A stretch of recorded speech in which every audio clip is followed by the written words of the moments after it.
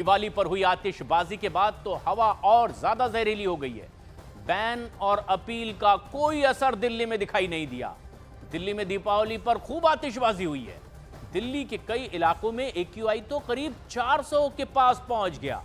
दीपावली के अगले दिन ही 1 तारीख को AQI 359 दर्ज किया गया है, जो कि बेहद खराब श्रेणी में माना जाता है। दिल्ली के आसमान पर धुआं छाया दिखाई दिया। दिल्ली की हवा और ज्यादा दमघोंटू हो गई। दिल्ली में वायु प्रदूषण के लिए बीजेपी अब आम आदमी पार्टी की सरकार को जिम्मेदार ठहरा रही है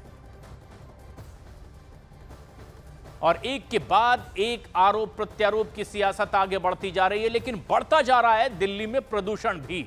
तमाम कोशिशें नाकाफी साबित हो रही है। कुछ कोशिशें ऐसी हो भी रही है जो तस्वीरों में आप देख रहे हैं, लेकिन उसके मुकाबले प्रदूषण इतना ज्यादा कि लोगों की तकलीफें लगातार बढ़ रही है। कई तरह की बीमारियों की यह वजह हो चुकी है।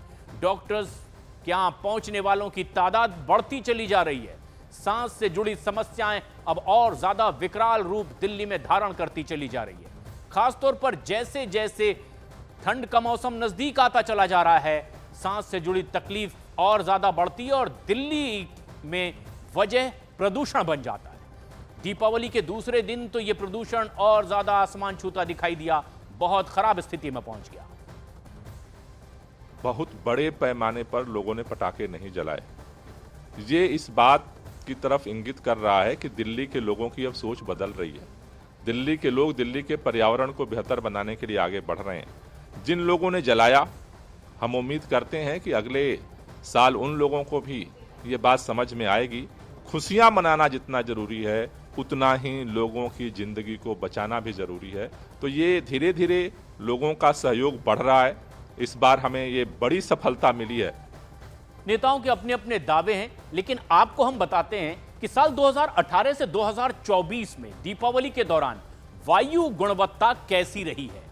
दीपावली के दिन जिस तरह से ये आंकड़ा सामने आया है, ये तस्वीर आप देखिए। साल 2024 में इस साल 328, पिछले साल 2023 में 218, 2022 में 312 रहा, 2021 में 382 ये पहुंच चुका था।